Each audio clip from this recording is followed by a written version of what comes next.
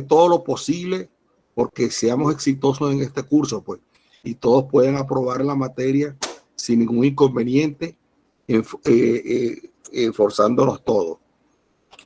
La evaluación lo había pensado yo al principio de forma distinta, pero cuando empecé a ver de que ya iba por 37 estudiantes, dije no puedo, porque no puedo evaluar. Yo pensaba evaluar prácticamente cada 15 días un examen, pero son muchos los exámenes que tendría que corregir, y entonces voy a adoptar la modalidad clásica, pues, de hacer 2 exámenes, ¿no?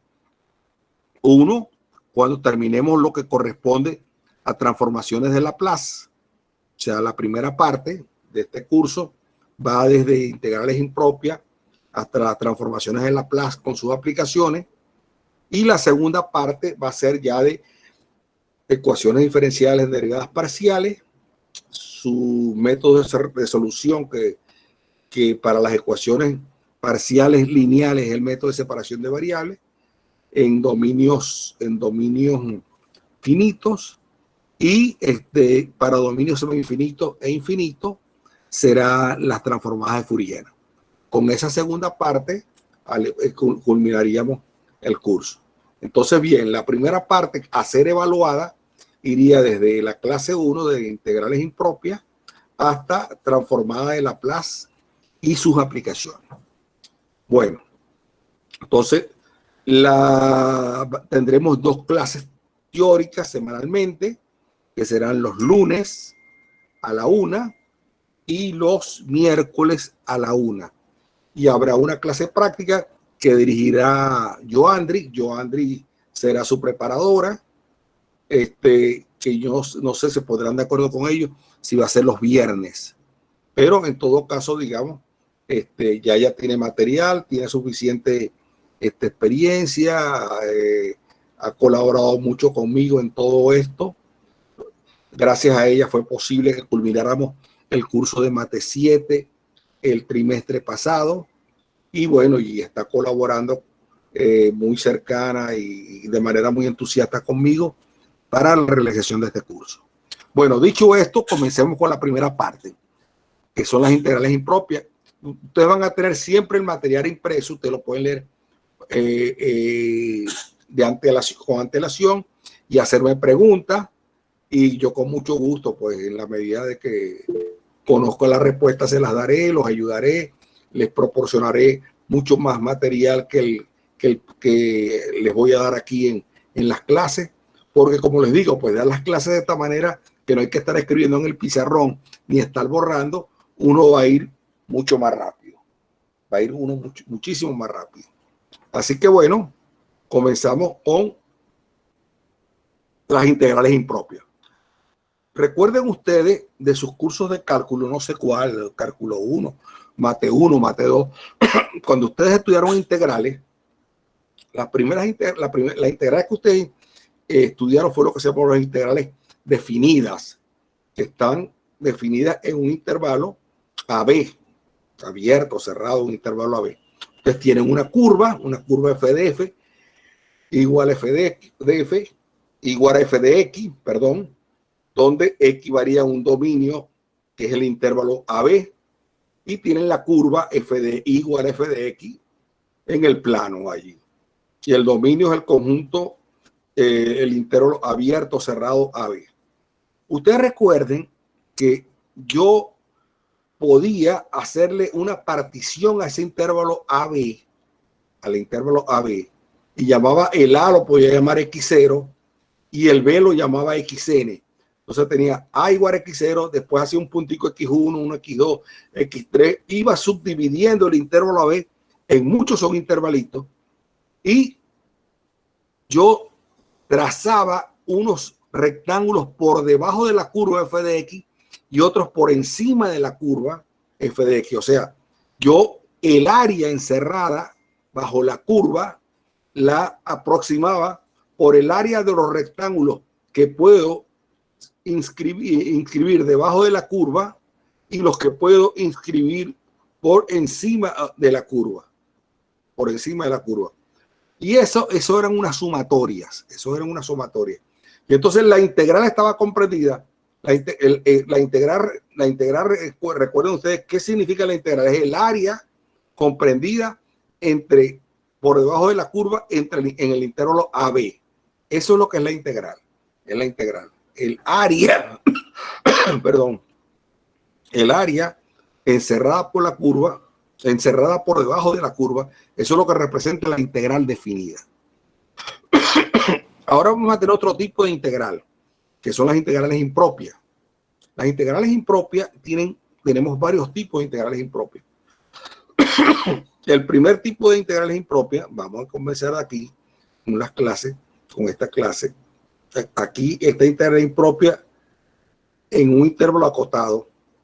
Consideremos una función f definida y acotada en un intervalo acotado AB y supongamos que f es integrable en caso de intervalo cerrado a t para todo número real t que cumple con esa propiedad a menor que t menor que b, condición pues se cumple automáticamente si por ejemplo f es continuo en todo el intervalo AB y si límite de cuando épsilon tiende a 0 por la derecha de la integral entre a y b menos a de f de x existe, diremos que f tiene una integral impropia en AB y la denotamos por eso que está allí.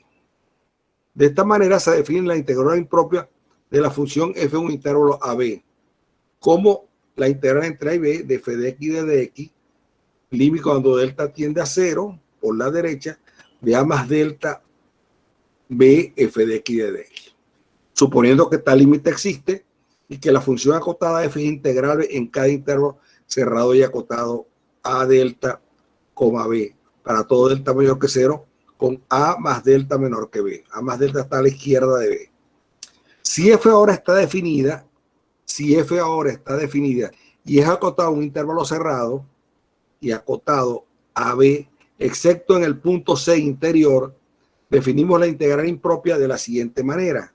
Fíjense, la función está definida en todo el intervalo AB, excepto en un punto C, que está en el intervalo AB.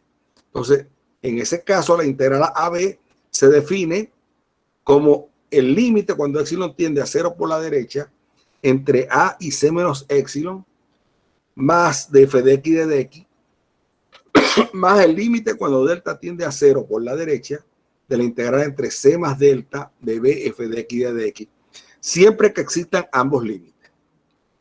En algunos casos es posible que alguno o ambos de los dos límites anteriores no existan y sin embargo el límite de esa suma sí existe y sea por tanto cierto número que podamos denotar L. Al número L se llama el valor principal de Cauchy de la integral A entre A y B de f de x y de x y se denota como P integral entre A y B de f de x y de x. Es decir, el valor principal de Cauchy, fíjense, esta definición es importante que la revisen, ¿no? Fíjense, ¿no? El valor principal de Cauchy, la P integral entre B, es el límite cuando se lo tiende a 0. Entonces, tomo el límite a la izquierda de C, ese límite, y después tomo el límite a la derecha de C. Si esos límites existen a la izquierda de C y a la derecha de C, entonces eso es lo que se va a llamar el valor principal de Cauchy. Es un resultado bien interesante y ya después yo le voy a dar algunos ejemplos cuando estudiemos distribuciones, que va a ser la parte fuerte de esta primera parte del curso, la utilidad de esta integral. O sea, préstenle atención a esa definición del valor principal de Cauchy. Revísenla, presten la atención, vean, digamos, relean lo que les he dicho allí, ¿no? La integral, la función no está definida en el punto C, Entonces, sin embargo, yo puedo calcular esa integral porque van a existir cada una de ellas y eso es lo que se va a llamar el valor principal de Cauchy. Bien, ya que hay unas notas, recuerden que la frase el límite existe significa que el límite en cuestión es un número y por lo tanto finito. En otras palabras, se excluye la posibilidad de que el límite sea más o menos infinito. Por simplicidad haremos que la definición para un solo punto es seccional, pero esta definición se entiende naturalmente al caso de un número finito de puntos seccionales. Tercera nota, C o bien C no pertenece al dominio de F, o bien f de x tiende a más infinito cuando x tiende a C. Otra cuarta observación, note entonces que si alguno de los dos límites no existe, entonces la integral impropia no existe. Bien, aquí vienen algunos ejemplos. Y si ustedes consideremos la función a 1 sobre x a la alfa, siendo alfa mayor que 0 en el intervalo 0, 1. Y calculemos para alfa diferente de 1. Entonces, esa integral, como ustedes saben, esa integral se calcula fácilmente, se evalúa en los puntos, se evalúa en los extremos 1 y un éxilo. ¿Por qué tomo el éxilo? Estoy tomando el éxilo. Bueno, el 0 es el intervalo abierto 0. El intervalo abierto en 0. Entonces, yo tomo la integral entre éxilo y 1, y es eso que está ahí. Entonces, vamos a estudiar qué pasa con ese resultado 1 sobre 1 menos alfa menos e a la 1 menos alfa sobre 1 menos alfa. ¿Qué pasa con ese resultado si alfa es menor que 1? Si alfa es menor que 1, fíjense, alfa es mayor que 0, pero alfa puede estar entre 0 y 1. Si alfa es menor que 1, 1 menos alfa es mayor que 0. 1 menos alfa es mayor que 0.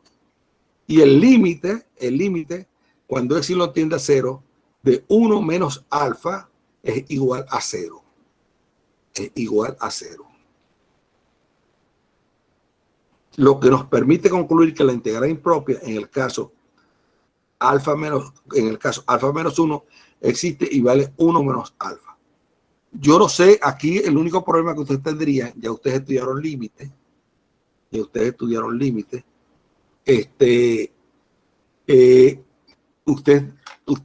no sé si ustedes están capaces, tienen alguna duda sobre que el límite cuando éxilo tiende a 0 de e a la 1 menos alfa es igual a 0. Si tienen alguna duda, revisen sus conceptos de límite, porque si no, en general, el límite de x a la n, cuando n es mayor que 0, pero el x es pequeño, o sea, el x tiende a 0, el x es pequeño, ese límite vale 0.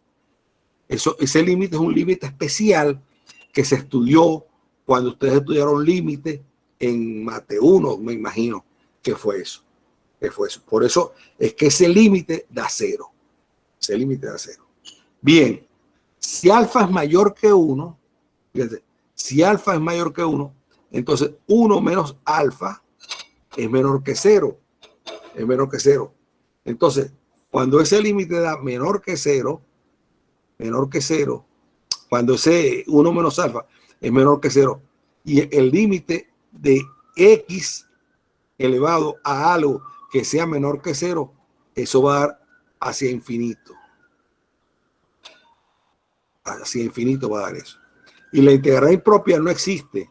Entonces, en el caso en que alfa sea mayor que 1, la integral impropia no existe. Si alfa es igual a 1,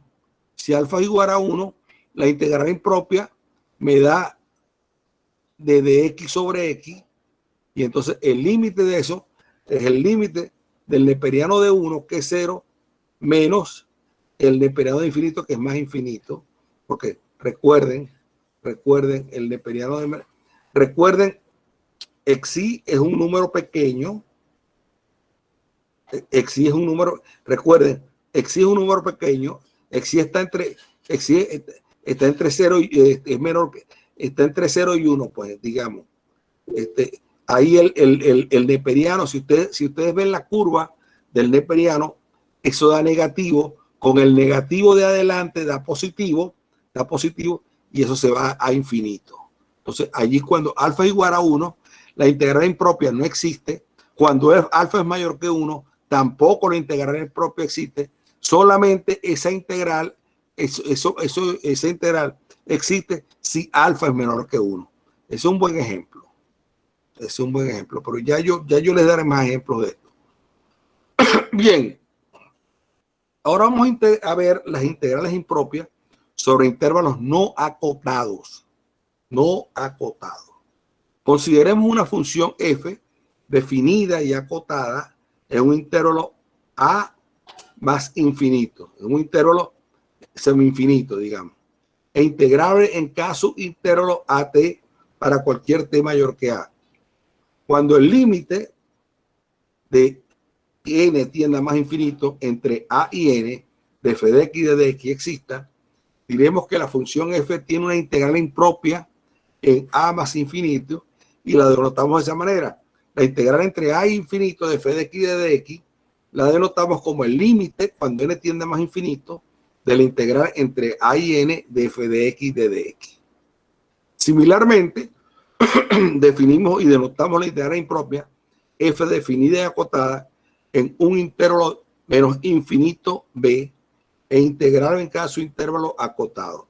Entonces la escribimos de esa manera: integral entre menos infinito y b de f de x y de dx es igual al límite de m cuando m tiende a más infinito de la integral entre menos m y b de f de x y de dx, siempre que exista tal límite.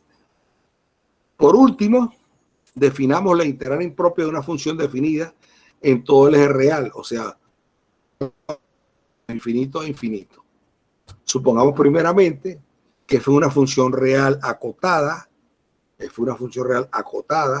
que es integrable en cada intervalo acotado st, siendo s menor que t, números reales arbitrarios.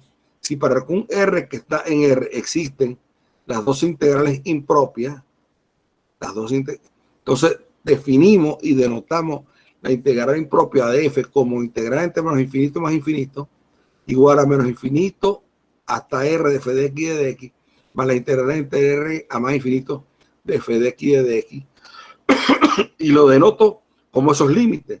Límite cuando m tiende a más infinito de menos m a r f de x y de dx, más límite cuando n tiende a más infinito de rn de la integral entre r y n de f de x y de dx.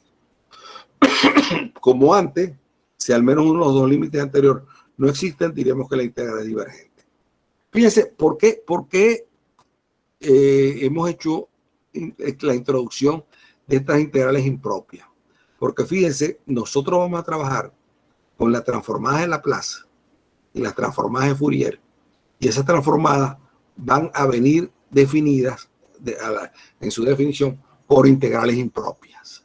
Entonces nosotros necesitamos de alguna manera conocer cómo se comportan las integrales impropias para poder trabajar con esas transformadas cuando vayamos a estudiarlas a su debido tiempo.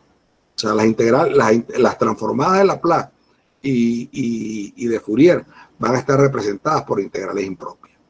Bien, observación 1.4 dice aquí: resulta que si los dos límites de las dos integrales impropias, integral entre menos infinito y r de f de x y de dx, y la integral entre r y más infinito de f de x y de dx existen para algún valor de r, entonces ellos existen para todo r.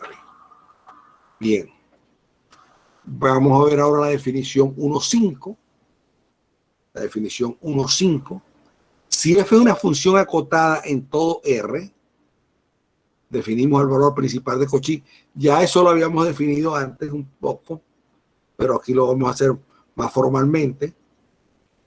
Si f es una función acotada en todo r, o sea, acotada quiere decir que existe un número real m mayor que 0, tal que f de x en valor absoluto es siempre menor o igual que m. Eso es lo que quiere decir acotada en todo r, para todo x que está en r. Entonces definimos el valor principal de Cauchy de la integral impropia menos infinito a infinito de f de x y de x como el valor límite cuando existe de eso que está allí. Límite cuando n tiende a infinito de menos n a r de f de x y de dx más la integral entre R y N de f de x y de dx. Y ese es el límite cuando N tiende a infinito, a más de menos N a N de f de x y de dx. Recuerden, ahí utilicé una de las propiedades que tienen las integrales, ¿no? La integral entre menos N y R más integral entre R y N es lo mismo que decir la integral entre menos N y N, que es lo que está allí. Y escribimos el valor principal de Cauchy, esa P principal. Otros utilizan V de valor, BP, otros dicen BP, VP, valor principal, igual a eso. Finalmente, si f es una función real definida, y acotada en todo el eje real, excepto en dos puntos, fíjense, es acotada en todo, menos en C1 y C2, excepto en dos puntos. Quiere decir que en esos dos puntos, cuando yo evalúo la f en C1 y en C2, eso no va a ser menor que la constante esa que les dije, m. Allí es más grande porque la función no es acotada allí en ese punto. Entonces, si es una función real y acotada en todo, excepto en esos dos puntos, se define el valor principal de Cauchy de la integral impropia y se denota de esta manera que está allí, en los puntos esos donde la función no es acotada. Ese es el valor principal de Cauchy. Entonces, límite cuando n tiene infinito y epsilon y delta van a cero. Entonces pongo menos n de C1 menos epsilon, que es un punto donde la función no es acotada. Después estoy tomando a la izquierda de C1, fíjense, estoy tomando a la izquierda de C1 la integral. Luego hago la integral a la derecha de C1 y a la izquierda de C2. Y a la izquierda de C2, porque tomo C2 menos delta y tomo C1 más epsilon. C1 más epsilon quiere decir que estoy a la derecha de C1 y C2 menos delta quiere decir que estoy a la izquierda de C2.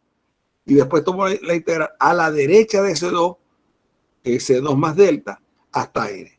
Siempre que estos límites existan, entonces así defino en el caso de que tenga dos puntos donde la función no es acotada, el valor principal de Cauchy se define de esta manera. Bien. Observación 1.6. La existencia del valor principal de Cauchy no implica la existencia de la integral impropia, pero si la integral impropia converge, existe. Entonces existe el valor principal de Cauchy y este coincide con el valor de la integral impropia.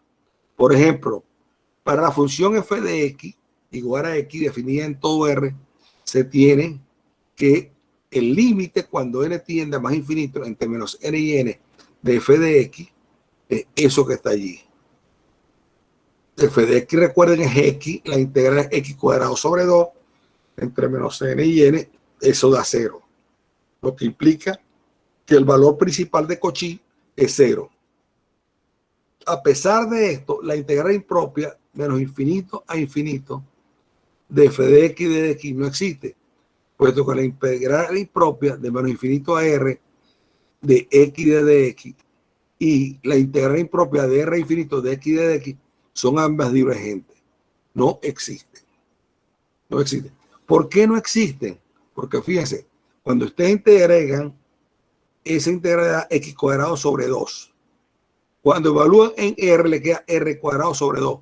Pero cuando varían en infinito, esa integral va a ser menos infinito al cuadrado sobre 2. O infinito al cuadrado sobre 2. Y eso se va a menos infinito, se va a infinito siempre. Entonces, no existe. Entonces, fíjense que la observación es pertinente, ¿no? Existe el valor principal de Cauchy. La existencia del valor principal de Cauchy no implica la existencia de las integrales impropias. Pero si la integral impropia converge, entonces existe el valor principal de Cauchy y este coincide con el valor de la integral impropia. Es importante esa observación. Bien, otra observación. Aquí vamos con la función de Heaviside. Recuerden, la función de Heaviside se define de esa manera. Es como, digamos, una función que a partir, en este caso la función de Heaviside está como centrada en 0, en el origen. Entonces a la derecha de 0 la función vale 1, incluyendo el 0, y a la izquierda de 0, estrictamente a la izquierda de 0, la función vale 0. Esa es la h de x. Después definimos la traslación de esta función. Estamos trasladando hacia la derecha. Estamos ahora centrándonos en A. Si nos trasladamos hacia la izquierda, fuera h de x más A. Fuera h de x más A. Digamos. Entonces, bien, la traslación hacia la derecha, estoy entonces centrándome en x igual a A. Entonces, para todos los x mayor o igual que A, la función vale 1, y para todos los x menores que A, la función vale 0. De la misma manera, si me centrara en menos A, o sea, que la Heaviside fuese la h de x más A, entonces la función valdría 1 si x es mayor o igual que menos A, o sea, a la derecha de menos A, perdón, a la derecha de menos A, perfecto, y 0 a la izquierda de menos A. Si me centrara en x igual a menos A. Bien, si traslado a la izquierda o traslado a la derecha. Aquí x más A quiere decir que estoy trasladando a la derecha. Si pongo x más A, quiere decir que estoy trasladando a la izquierda. Estoy trasladando en A a la derecha y en A a la izquierda. O sea, si traslado en A a la derecha, comienzo desde x igual a A. Si traslado en A a la izquierda, comienzo desde x igual a menos A. Esta función nos permite escribir cualquier integral de este tipo. Fíjense, cualquier integral de este tipo la puedo escribir como la función de Heaviside. Porque fíjense, la función de Heaviside, h de x menos A, es 1 cuando x es mayor o igual que A. Cuando x es mayor o igual que A. Entonces, cuando x es menor que A, entonces entre menos infinito y A, esa integral vale 0. Y entre A e infinito, tengo entonces la integral entre A más infinito de f de x y de dx. Porque entre A e infinito, h de x vale 1. Bien. Aquí tenemos un ejemplo. Aquí. La integral impropia de entre menos infinito e infinito de a la menos x de x no existe, ya que la integral entre menos infinito y 0 de dx diverge, y la integral entre 0 más infinito de a la x de x existe y vale 1. Fíjense, esa integral diverge, ustedes encuentren, ese es menos e a la menos x. La integral entre menos infinito y 0 es e a la menos x, evaluada entre menos infinito y 0. Entre menos infinito y 0. Y entonces esa integral va a ser infinito. Va a ser infinito. Eso, porque esa integral es menos 1, perdón, menos e a la menos x entre 0 e infinito. Entonces esto va a ser menos 1, menos con el menos, me va a dar hacia infinito. Hacia infinito va a tender esa integral. Bien. Otro ejemplo. Consideremos la integral entre 0 e infinito de e a la menos zt de dt, donde z es un número complejo fijo.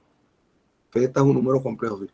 Fíjese que esto es interesante porque de alguna manera cuando entremos a transformar en Laplace, vamos a ver que esto se va a ir pareciendo un poco a eso de la transformada en Laplace, ¿no? La exponencial esa que tengo ahí. Entonces, si z es un complejo, lo escribo como x más y de y, x es la parte real, y es la parte imaginaria del complejo, reemplazando allí, integro entre 0 y n, tomo el límite después cuando n tiende a infinito, y esa integral, reemplazando después la z por x más y de y, tengo eso que está allí. Y ya veo que el límite cuando n tiende a más infinito de e a la menos n de x es 0, si x es mayor que 0, si x es mayor que 0, y es más infinito si x es menor que 0. Si x es menor que 0. Y la función, recuerden, la función e a la menos i n se mantiene acotada. Ustedes recuerden, en variable compleja, cuando la función e a la ix, recuerden que la función e a la ix era coseno de x más i seno de x. El valor absoluto de esa función, el valor absoluto de la función e a la, o sea, e a la menos i de x, fíjense, e a la menos i de x en variable compleja, o e a la menos i de tita, es coseno de tita menos i seno de tita, por la relación de Euler.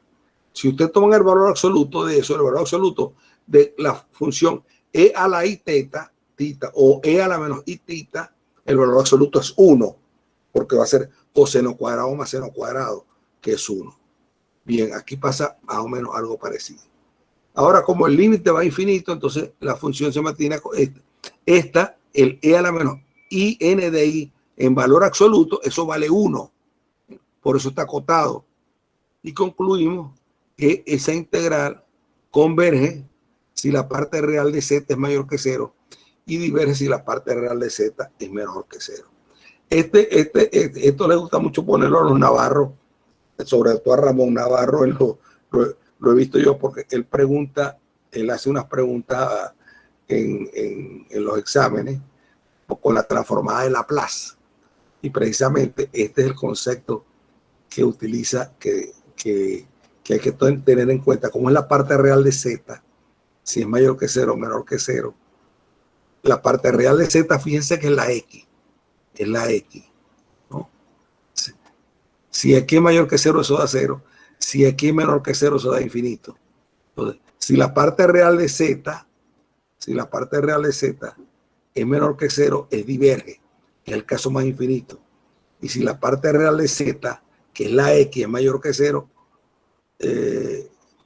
entonces ahí converge, vale 0. Y diverge si la parte real de z es menor que 0, queda más infinito. Entonces, este ejemplo, revísenlo, mírenlo, véanlo, porque ya yo a mí, cuando me tocaba que compartíamos el curso con Ramón, esta pregunta él hacía mucho a sus estudiantes en el primer parcial, porque aquí está su fundamento para ver cuándo la integral que define la transformada de Laplace, él ponía mucho eso en su examen, la transformada de Laplace de algo, decía, bueno, estudia la convergencia, cuándo converge, y la razón está ahí, ¿cómo es la parte real de z? Si la parte real de z es mayor que 0, ahí converge, y si la parte real de z es menor que 0, allí diverge. Bien. Ahora vamos a ver algunos criterios de convergencia útiles en la práctica.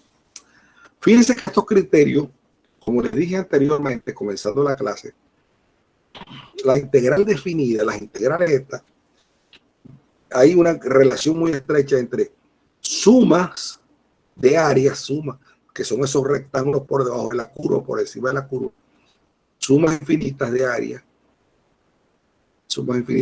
para las integrales impropias, sumas finitas de área para las integrales, más o menos para las integrales definidas. Y estas se va pareciendo a las series.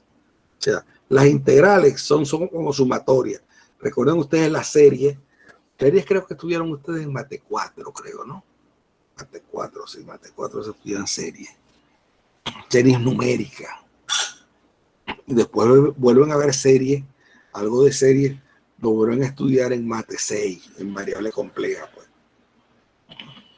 El desarrollo de Taylor, desarrollo de Lorentz, no sé qué, no sé cuándo, vuelven a ver. Pero donde ustedes estudian series de sucesiones y series, es en Mate 4. Entonces esto va a estar un poco, si ustedes recuerdan los criterios para ver cuándo una serie era convergente o divergente, Eso es más o menos lo que vamos a ver aquí, pues. Vamos a ver criterios basándonos en lo que sabemos de serie para aplicarlo a estas integrales impropias. Bien, enunciaremos algunos resultados teóricos conocidos, análogos a los criterios de convergencia, ahí está, análogo a los criterios de convergencia de series numéricas vistos en Mate 4, correcto, que garantizan la existencia o divergencia de la integral impropia en el conjunto de todos los x que está en R, tal que x es mayor o igual que a. Es decir, en el intervalo a más infinito. Muy fácilmente se adaptan estos criterios a los otros casos, en particular a la integral sobre todo R. Aquí hay una nota, puede ser en algunos textos, bueno, esto tiene que ver en algunos textos, se varía muy ligeramente la definición. Bueno, se tiene que ver con la función de Heaviside. Bien, entonces fíjense el criterio de comparación. El criterio de comparación. Recuerden ustedes que en una serie, ¿no? Ustedes tenían una serie minorante que llamaban y una mayorante. Si la mayorante, si la más grande converge, la más pequeña también converge. Aquí esto es lo que están diciendo aquí. Criterio de comparación. ¿Qué es esto? Muy importante este criterio.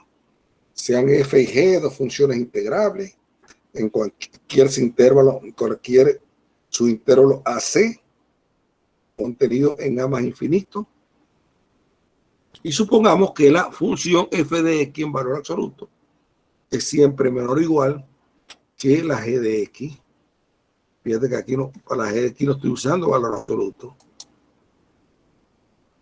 No estoy usando valor absoluto.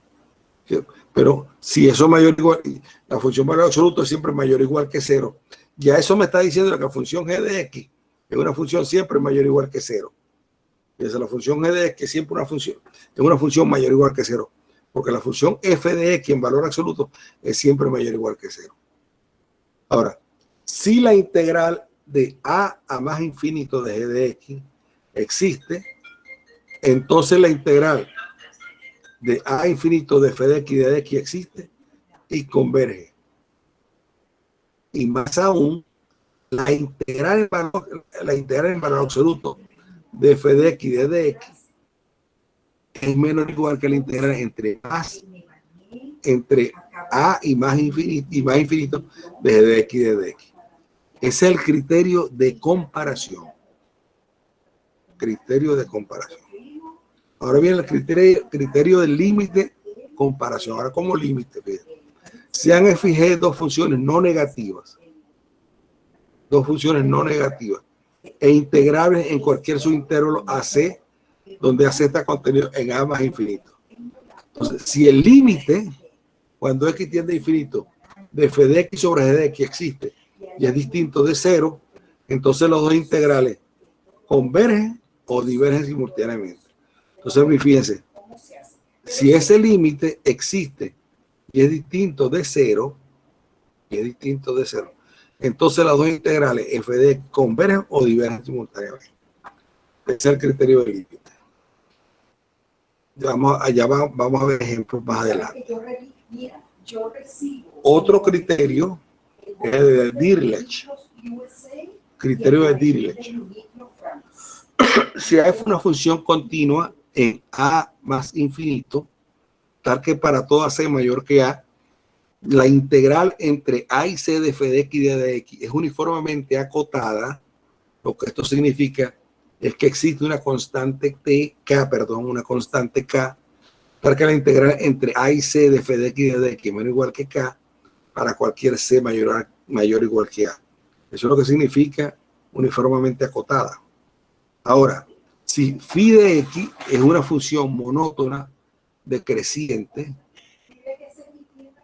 si phi de x es una función monótona decreciente que cumple que el límite cuando x tiende a más infinito de f de x igual a 0, entonces la integral de f de x, phi de x de x existe y converge. Es un criterio muy importante. Es un criterio muy, muy importante.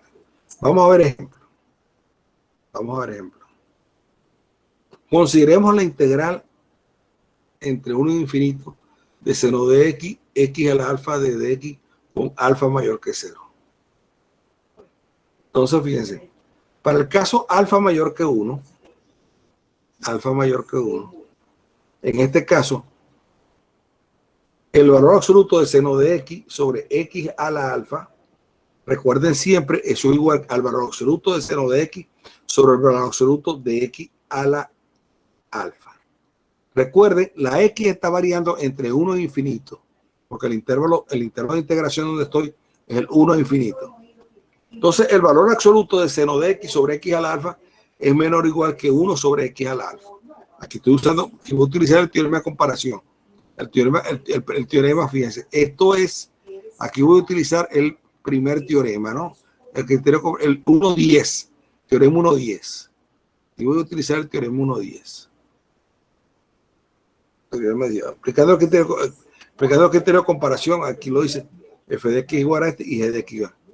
Entonces se concluye, entonces, al hacer la integral de la g de x, que es la 1 sobre x a la alfa, veo que al hacer esa integral me queda integral entre 1 e infinito de x a la infinito, hago esa integral y me queda x a la 1 menos alfa, evaluado entre 1 y n cuando el límite tiende a más infinito, y ese límite me queda 1 sobre alfa menos 1, o sea, ese límite existe, porque además alfa es mayor que 1, no me da 0, si alfa es igual a 1, eso me va a dar 0, eso sería infinito, ahí no existiría el límite, pero alfa es estrictamente mayor que 1, o sea, esa expresión 1 sobre alfa menos 1 es finita.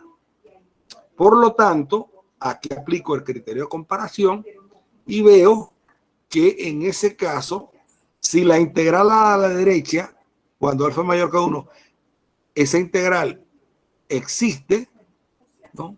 Entonces la integral a la izquierda, la integral con seno de x a la alfa de dx, va a ser convergente.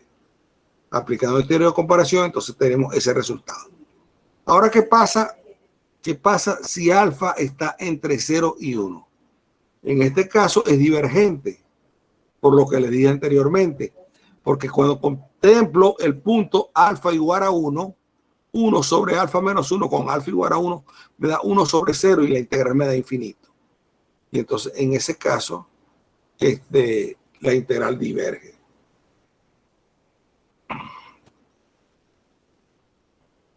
Sin embargo, aquí me dice, y no se puede, en este caso la integral es divergente, ¿ven? Y no se puede aplicar el teorema de comparación. Sin embargo, tomando f de x igual a seno de x, dice aquí, como función continua en todo R, vemos que la integral entre 1 y c de seno de x es uniformemente acotada para c mayor que 1, puesto que 1 sobre c seno de x es esto que está acá. Además, la función phi de x igual a 1 sobre x a la alfa es decreciente y cumple que el límite de phi de x igual a 0. Luego, aplicando el criterio del Dirichlet, concluimos que 1 sobre infinito seno de x a la alfa es convergente. Es acá. Fíjense, el criterio de comparación, fíjense, vamos a revisar el caso B. El caso B no se puede aplicar el teorema de comparación porque es divergente. En este caso, la integral es divergente. Aquí no puedo sacar ninguna conclusión del teorema con el teorema de comparación. Recuerden el teorema de comparación. El teorema de comparación dice, si f y g son funciones integrables, si la integral a la derecha es convergente, o sea, si la integral a la derecha es convergente, entonces la integral de la izquierda existe y es convergente. Pero en el caso en que la integral de la derecha no sea convergente, que es en el caso cuando alfa es igual a 1, esa integral no es convergente, yo no puedo sacar ninguna conclusión sobre la integral de seno de x sobre x a la alfa cuando alfa está entre 0 y 1, igual a 1 inclusive. Entonces, el teorema de comparación no me sirve para el caso B, Pero allí utilizo el criterio de Dirichlet, que es lo que sigue a continuación allí. Y veo que con el criterio de Dirichlet puedo concluir que esa es convergente entre 0 y 1. Es interesante ver ese ejemplo. Fíjense, el criterio de comparación en este ejemplo le vale para 0, para alfa distinto de 1, que fue el caso B, o sea, alfa mayor que 1, para el caso B. Para el caso entre 0 y 1, incluyendo el 1, no me sirve el teorema de comparación, pero utilizo el criterio de Dirichlet. Y el criterio de Dirichlet me garantiza entonces que entre 0 y 1 la integral va a ser convergente, y así tenemos que por el criterio de Dirichlet concluimos que esa integral es convergente entre 0 menos o igual que alfa menos o igual que 1. Observación 1.14. En el criterio de comparación por límite, igual que en el caso de series numéricas, se tiene L igual al límite de f de x sobre g de x. Entonces, si L es igual a 0 y la integral g de x es convergente, entonces la integral entre a y infinito de g de x es convergente. Entonces, la integral entre a infinito de f de x también converge. Si L es 0 y la integral de g de x es convergente, la integral de f de x también es convergente. Si en segundo caso, en el caso L igual a infinito, la divergencia de g de la integral de f. Bien. Aquí vienen ejemplos para estudiar la convergencia de la integral de 1 a infinito de e a la menor raíz cuadrada de x de dx. Comparamos con la integral de 1 de la integral entre 1 a infinito de x cuadrado. Entonces fíjense, f de x es e a la menor raíz cuadrada de x y g de x igual a 1 sobre x cuadrado. Calculamos esos límites. Fíjense ustedes esos límites. Son x cuadrado sobre e a la raíz de x cuando x tiende a infinito. Cuando x tiende a infinito. Si ustedes ven, ¿por qué ese límite da 0? Bueno, ese límite da 0 porque la exponencial crece más rápido que el x cuadrado. Pero si no se convencen, apliquen L'Hopital. ¿Recuerdan el L'Hopital? En Mate 1, me imagino. Derivan arriba y derivan abajo, hasta que rompen la determinación y ven que ese límite vale 0. Esto así sería infinito sobre infinito, que sería una determinación. Pero aquí uno aquí ve que un polinomio, una exponencial, el x cuadrado, crece más lentamente que la exponencial. O sea, arriba va más lento que abajo. Entonces, lo de abajo va rápido hacia infinito. Entonces, algo lento sobre algo rápido, o sea, como que si fuera una constante o sobre algo que va creciendo ese infinito. Entonces sería como a sobre infinito, eso da 0. Pero si no lo quieren ver así, bueno, aplican L'Hopital y ven que ese límite da 0. Bien, con L igual a 0, la integral, esa integral de abajo, es convergente. Entonces, por la observación 1.14, concluimos que, por observación, entonces por la observación 1.114, cuando L vale 0, si L vale 0 y la integral es convergente, entonces también, pero ya espérate, aquí estoy viendo una contradicción. Porque dice, observación 1.114, si L es igual a 0 y la integral g de x es convergente, entonces también es convergente.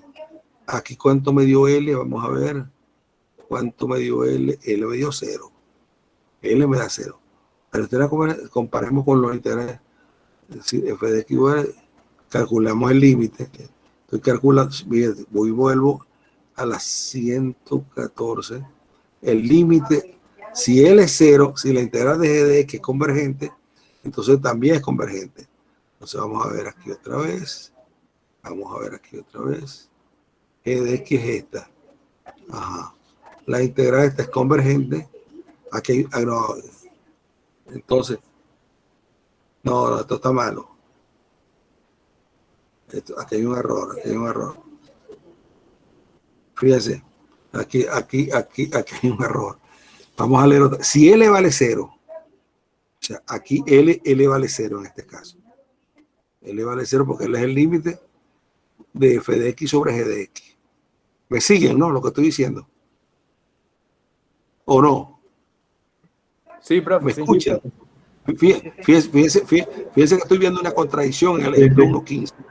Estoy viendo una contradicción en el ejemplo 1.15. Eso es lo que estoy tratando de ver. Porque yo no he revisado estas notas. Claro, si L vale 0 y la integral g de x es convergente, g de x es la integral de abajo, entonces f de x también es convergente. Entonces, en el ejemplo tenemos que el límite vale 0 y la integral de la de abajo, de la de g de x, es esta que está aquí. Y esa integral existe, es convergente. Por lo tanto, la de arriba sería también convergente y no divergente. Atención con eso, ahí hay un error. Hay un error. En vez de divergente, que diverge, es decir, converge por la 0, cuando L vale 0. Ahí hay un pequeñito error. Revísenlo ustedes, no voy a ser yo el que esté pelando, pero ya lo veo claramente. Si L vale 0 y la de abajo converge, la de arriba también converge. Es lo que me está diciendo este criterio. Pues. Este criterio me dice, si L es el límite de f de x sobre g de x y L vale 0, si la integral de abajo converge, la integral de arriba también converge. Aquí tengo L vale 0. La integral de abajo es la integral de 1 a infinito desde x sobre x cuadrado, que converge, la integral de arriba también tiene que converger. O sea, ahí hay un error. Bien, esta integral que viene acá es muy importante. Esta integral es muy importante. Porque en muchos cálculos aparece pues esa integral, ¿no? Que no es fácil de calcular.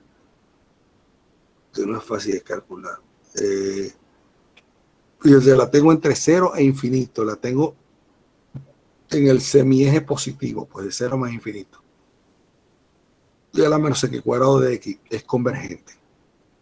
Fíjense, para calcular esta integral, yo no trabajo en la semirecta infinita, sino trabajo como un producto. Trabajo como dos integrales, ¿no? La integral L, la integral L, o I, la integral I la llamo integral entre 0 más infinito de A menos x cuadrado. Pero la integral I también es integral entre 0 e infinito de E a la menos I cuadrado de DI.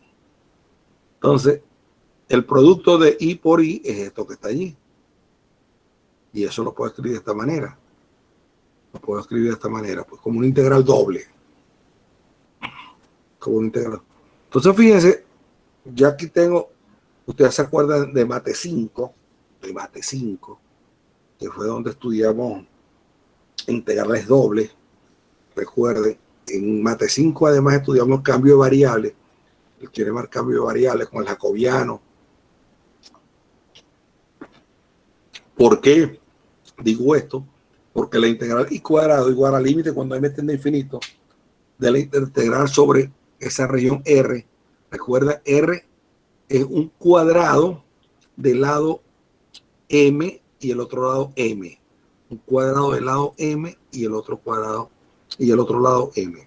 Ese es el R, la región R. La X valía entre 0 y M y la Y valía entre 0 y M. Entonces, bien, para calcular esa integral es un cambio de variable a coordenadas polares. Entonces, hacemos un cambio de variable a coordenadas polares. Entonces, calculando esa integral en coordenadas polares,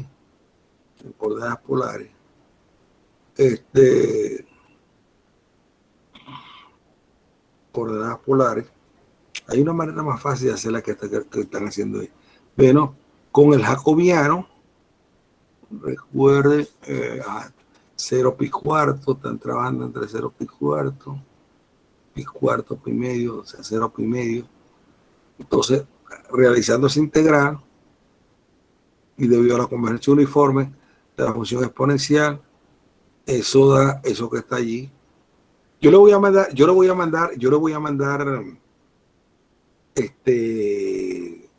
mañana le voy a mandar, o voy a sacar otra manera de hacer este integral más sencilla, o sea, más geométricamente, pues. Este es un cálculo muy largo. Yo se lo voy a mandar a hacer y para que la compare con esto, ese es el resultado. La integrante por el problema de la paridad, ¿no? La función es par. Entonces recuerda, la función entre menos infinito y más infinito de y a la menos x cuadrado de x es 2 veces la integral entre 0 y más infinito de esto, y esta integral da esto. Por lo tanto, la integral de y va a dar raíz de pi sobre 2 al pasar ese 2 hacia afuera. Recuerden ustedes que la integral de y, la integral era esta.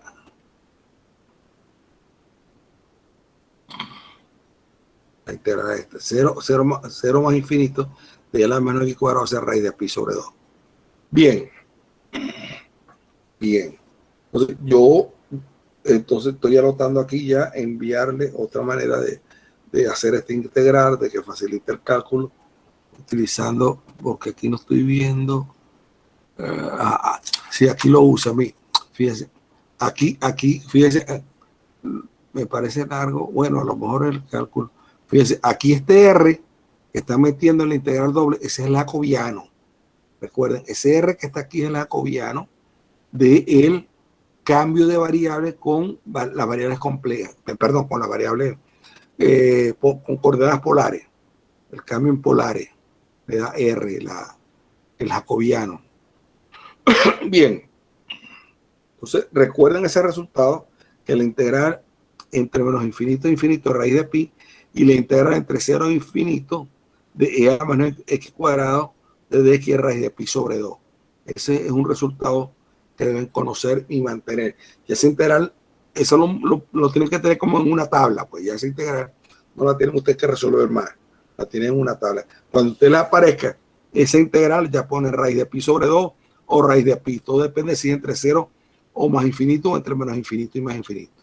Ese ya la tienen tabulada. Bien. Ahora vamos a convergencia absoluta de algunos espacios de funciones. Consideremos una función definida en un intervalo y acotado o no que cerrado en sus extremos finitos. Entonces quiere decir en un intervalo del siguiente tipo, a más infinito. Consideremos una función en un intervalo acotado o no cerrado en su extremo finito y en un intervalo de los siguientes tipos, siendo A y B números reales finitos. Bien, se dice que f es absolutamente integral en I si existe la integral posiblemente impropia, esta que está aquí, donde alfa es el ínfimo de I y beta es el supremo de I. Y es el intervalo. Bien. Observación. Es muy fácil probar que todas las funciones absolutamente integrales, que toda función absolutamente integral es integral, pero no toda función integral es absolutamente integral. Esto es lo que se llama. Fácilmente se puede ver que L1 es un espacio vectorial. Por ejemplo, si F está en L1 y está en L1, entonces eso quiere decir que la integral entre alfa y beta de f de x y de dx menos que infinito, la integral entre alfa y beta de g de x, ahí hay un error, ahora es g de x, aquí hay un error, g de x, luego la suma, es esto que está acá, aquí utilizaron, fíjense, aquí utilizaron la desigualdad triangular. Recuerden que el módulo de f de x más g de x, el módulo es menor o igual que el módulo de f de x más el módulo de g de x. Utilizaron eso que se llama la desigualdad triangular y entonces me da ese resultado que tengo ahí. Esto demuestra entonces que si f y g está en L1, Eso implica que F más G está en L1. Y lo otro si F está en L1 y que es una constante, tengo eso que está allí, es decir, que F está en L1. Por lo tanto, L1 es un espacio vectorial. Eso ustedes, espacios vectoriales vieron en qué, en mate, ¿qué vieron ustedes? En mate 3, mate 4. Yo no sé en qué. Donde ven álgebra lineal. ¿Qué matemática es esa? Mate 3. Sí, debe ser 3. Sí, ok.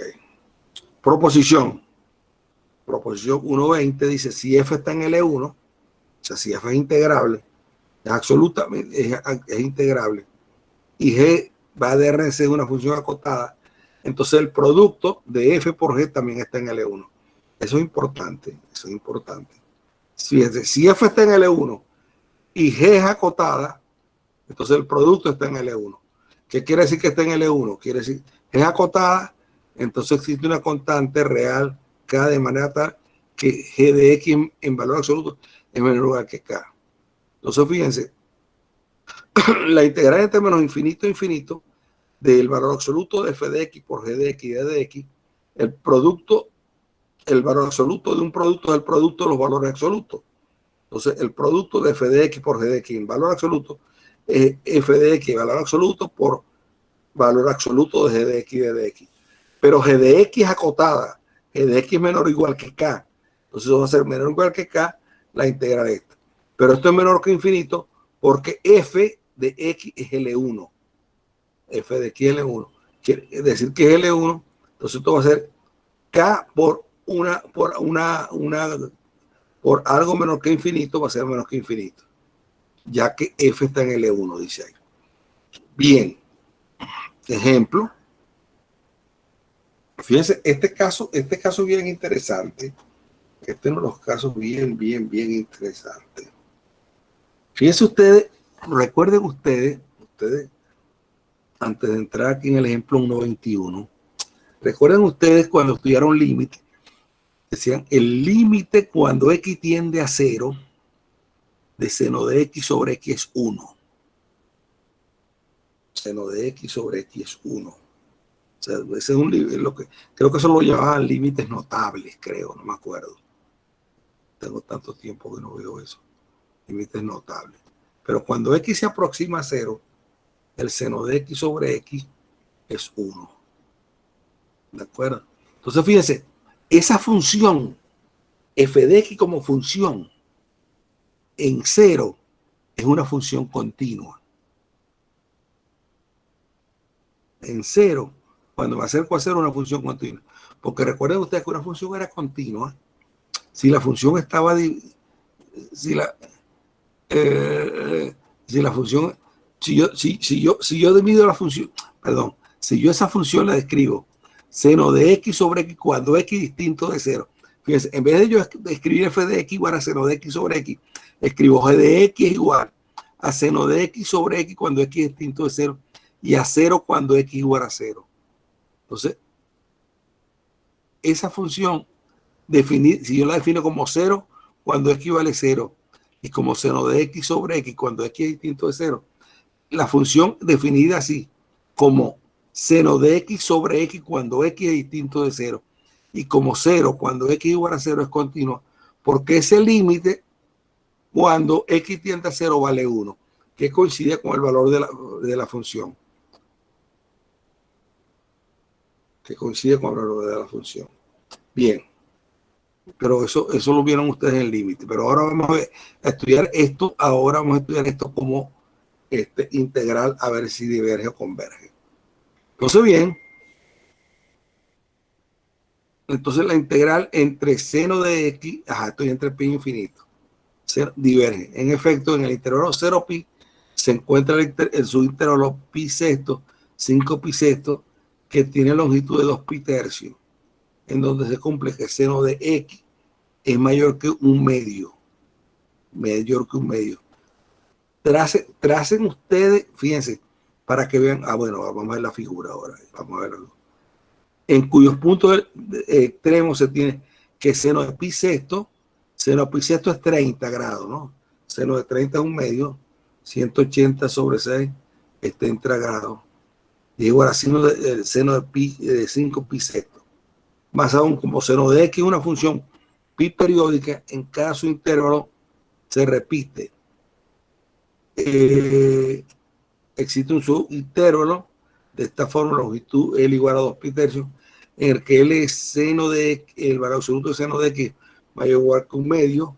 Luego, debido a que el integrando seno de x sobre x es igual a seno de x es no negativo, se cumple que la integral entre pi más infinito de seno de x sobre x de dx es mayor o igual que la integral entre pi y n pi seno de x sobre x de dx. Y una vez, yo pi n de pi, eso lo puedo escribir cuando n vale 2, cuando n vale 2, cuando n vale 3. Bueno, esa integral la escribo así para cualquier número natural. Ok, ahora, como el integrando, es decir, 1 sobre x decreciente, siendo x mayor que 0, entonces el valor mínimo del integrando en cada uno de los intervalos se alcanza en el extremo superior, es decir, en el valor mínimo en cada subintervalo. Notemos adicionalmente como No, yo creo que yo puedo hacerlo esto mejor. Bueno, esta es una prueba, lo que nos permite concluir que la integral impropia es divergente. Recuerden que la serie armónica diverge. Bueno, mire, yo le prometo hacerle esto mejor. Voy a tratar de ver cómo le puedo mejorar yo esto. Pero fíjense, esta integral vamos a mantenerla en mente. Esta integral le vamos a hacer un estudio completo, porque fíjense, déjenme ver unas notas que tengo yo acá, ya vengo.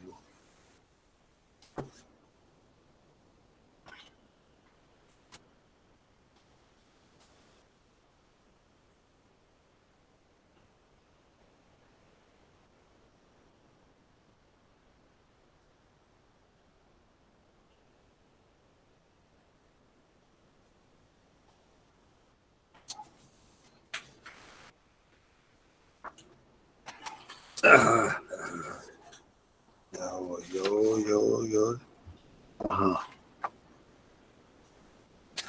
Ya voy con esta integral.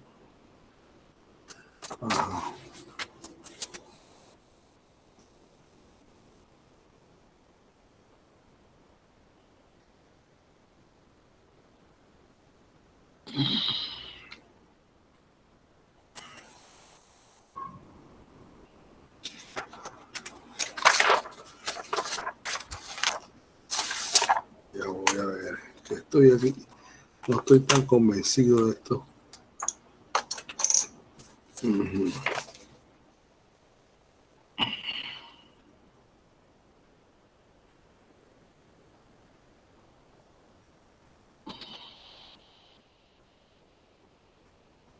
No, yo lo voy a mandar. No, aquí hay algunas dudas. Fíjense, la integral de entre 0 a infinito de seno de x sobre x de dx converge.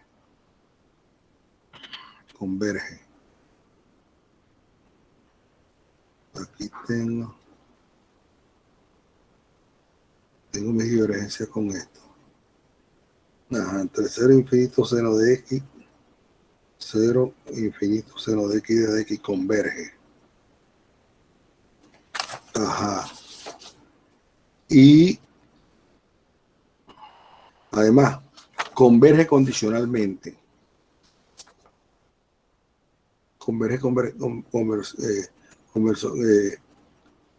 Es que es valor absoluto. Es valor absoluto. No.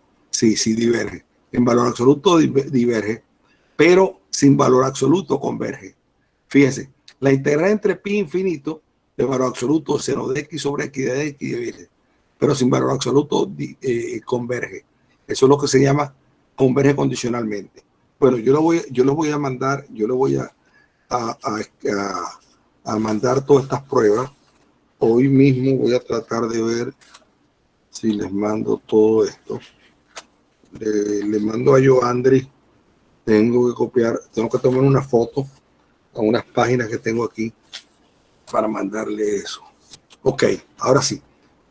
Con valor absoluto diverge, pero sin valor absoluto converge. Eso es lo que se llama condicionalmente convergente. Vamos a ver si él lo habla por aquí. Claro, porque lo trabaja con la serie alterna. Lo trabaja con la serie alterna. Sí, no. Lo que nos pone la interés es divergente. Ajá, la interés diverge. Ajá, pero estudia con el valor absoluto. No la estudia sin el valor absoluto. No la estudia sin el valor absoluto. Sin el valor absoluto converge. Con el valor absoluto diverge. Bien. Entonces les completo esa parte con unas notas que les voy a mandar, que yo tengo aquí escrita. CAF, otra definición acá, CAF, una función real, CAF una función real o compleja, SALIF que es localmente integrable, si F es absolutamente integrable, en todo su intervalo AB contenido en el dominio de F. Es decir, si integral entre A y B de F de X y de X es menor que más infinito para cualquier número A y B en el dominio de F. Al conjunto de todas las funciones localmente integrables, en I lo denotamos por L1 local de I. Fíjense que sea fue una función real o compleja, se dice que es localmente integrable. Si es absolutamente integrable en todo su intervalo finito, en todo su intervalo finito contenido en AB. En todo su intervalo finito, AB contenido en el dominio de A. Para cualquier número A y B, el dominio de F, al conjunto de todas las funciones localmente integrables, lo definimos así. Si es absolutamente en todo su intervalo finito de AB. Entonces, yo tomo cualquier su intervalo finito contenido en AB, esa integral existe. Entonces digo que la función es localmente integrable, L1 localmente integrable. Esto lo estoy diciendo porque todas las funciones que tengan esta propiedad de ser localmente integrables me van a servir para hacer distribuciones. Aquí estoy haciendo estoy haciendo preparando todo el andamiaje teórico apropiado para cuando entres en distribuciones. Esta idea, esta definición de localmente integrable va a ser básica, pues, para distribuciones. Igual que después veremos la función de soporte compacto y todo ese tipo de cosas. Bien, sigamos, pero el meollo de esto lo vamos a ver cuando veamos distribuciones. Otra definición. Diremos que una función f de R en R es de clase C infinito en R y escribimos f da en C infinito de R. Si f es infinitamente diferenciable en todo punto, es decir, si f tiene una derivada de todos los órdenes en todo R. Sí, sí. En otras palabras, f infinitamente, si la puedo derivar infinitas veces, pues. Si la puedo derivar infinitamente. Y usted sabe que una condición para que una función sea derivada en un punto, una condición necesaria es que sea continua en ese punto. Bien, si la función no es continua en ese punto, si la función no es necesaria, pero más no es suficiente.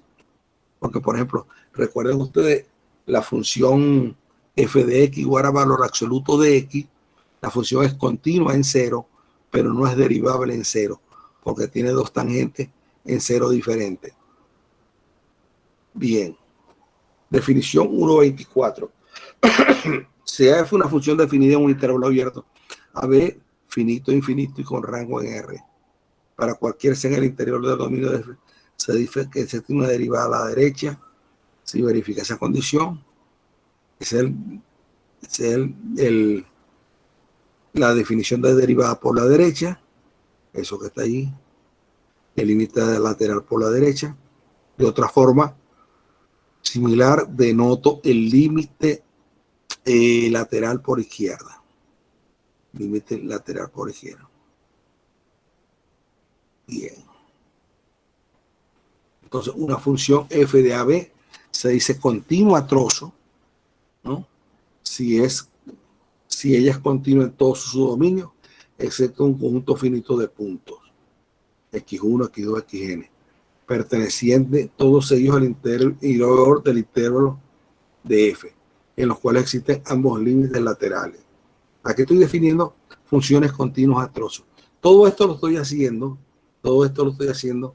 para tomar lo que se va a llamar derivada generalizada. Continua a trozo si ella es continua en todos sus dominios, excepto un conjunto finito de puntos x1, x2, xn, pertenecientes todos ellos al interior del dominio de f, y en los cuales existen ambos límites laterales de f, ¿no? Por la derecha y por la izquierda. Una función es suave a trozo si existe un conjunto finito de puntos, a igual a C0 menor que C1, menor que C2, menor que Cn, menor que Cn más 1 que es igual a B, tales que f de clases infinito en cada su intervalo, y además en cada uno de los puntos C1, C2, Cn existen los límites laterales a la derecha. Bien. Aquí vienen ejemplos. Claramente la función f de x igual a coseno de x es de clase infinito. O sea, la puedo derivar tantas veces como quiera. ¿De acuerdo? La función coseno de x, otro ejemplo. La función valor absoluto, coseno de x, no lo es, puesto que no es diferenciable en los puntos. Fíjense el problema. La gráfica del coseno de x. En rojo tienen la gráfica del coseno de x y en azul tienen la gráfica del valor absoluto del coseno de x. Entonces fíjense, por ejemplo, en los puntos pi medio, menos pi medio, 3 pi medio, allí en esos puntos, allí hay un pico. Cuando me acerco a la derecha, tengo una tangente a esa curva que es distinta a la tangente. Fíjense el punto pi medio en la gráfica de azul, ¿no?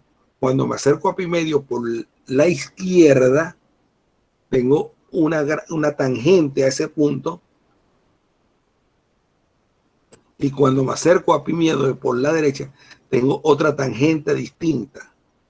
O sea, si, la idea de que esa función no es derivable en pi medio es porque si ustedes, por ejemplo, le pasaran la mano allí en pi medio, hay un pico, y eso ustedes sentirían que no es suave, hay un piquito, hay un pico.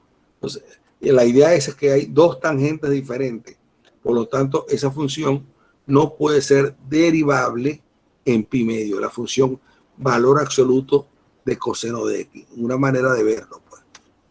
Una manera de verlo. Eso es como la función valor absoluto de x que les dije. Bien. Entonces, la función coseno de x es continua y derivada en todos sus puntos. La función coseno de x no lo es en los puntos. Eso, pues, pi medio, menos pi medio, 3 pi medio, 5 pi medio, 7 pi medio. Ahí no va a ser la función. Es continua, pero no es derivable. Bueno, hay otros resultados teóricos importantes que se usan mucho. A continuación enunciaremos dos teoremas que resultan muy útiles a la hora de tratar con integrales impropias. El primero, emparentado con el teorema de Fubini, nos proporciona condiciones suficientes. El teorema de Fubini ya lo vimos en Mate 5. Recuerden, ¿no? Que era el primero, aquel que nos permitía como cambiar los límites de integración. Nos permitía cambiar límites de integración. Entonces dice, nos proporciona condiciones suficientes para que dos integrales iteradas impropias existan y su valor sea independiente del orden de integración. El segundo, el teorema de la convergencia dominada. Este teorema es importante.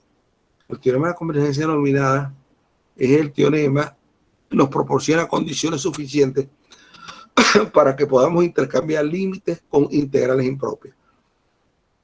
O sea, podemos intercambiar el límite de una integral, podemos poner en la integral del límite, digamos.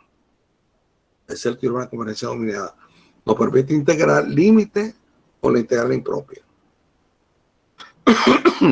Tenga presente que en muchos textos y guías se presentan versiones más simples, con menos hipótesis de estos teoremas, pero con realidad no son válidas para la integral de Riemann.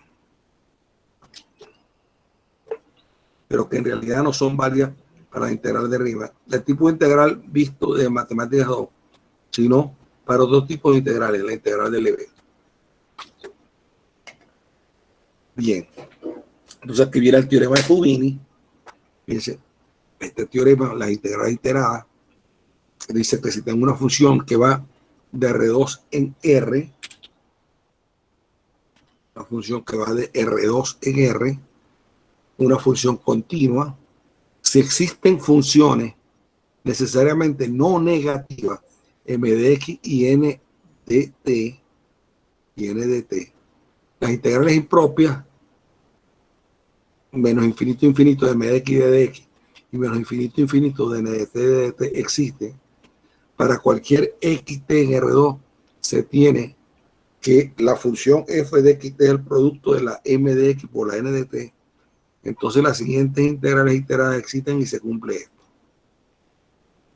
Integrante menos infinito a más infinito, ahí cambio los límites de integración. Primero integro con respecto a x y después integro con respecto a t. Y eso es lo mismo que intercambiar los límites de integración.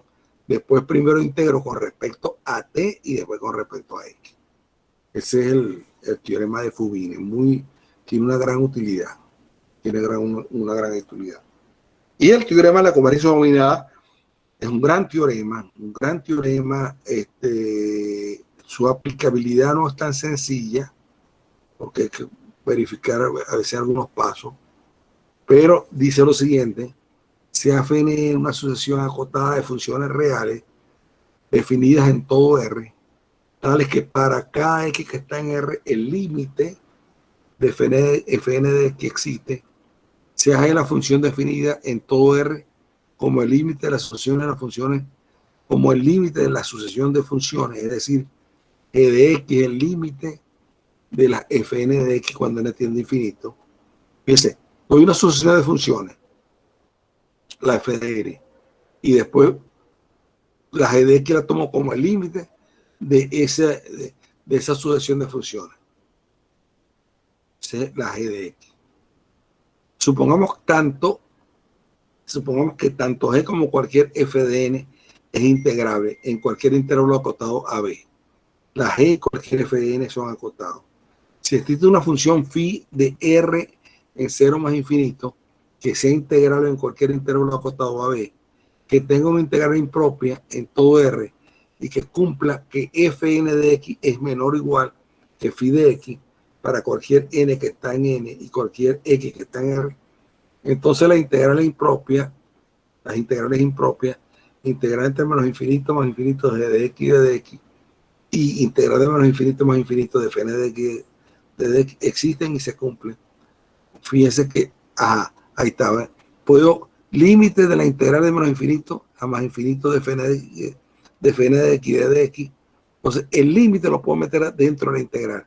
Es igual a la integral entre menos infinito más infinito de g de x y es igual a la integral entre menos infinito y más infinito, límite de la integral. Este es el teorema, este es un teorema clave que me permite intercambiar el límite con la integral.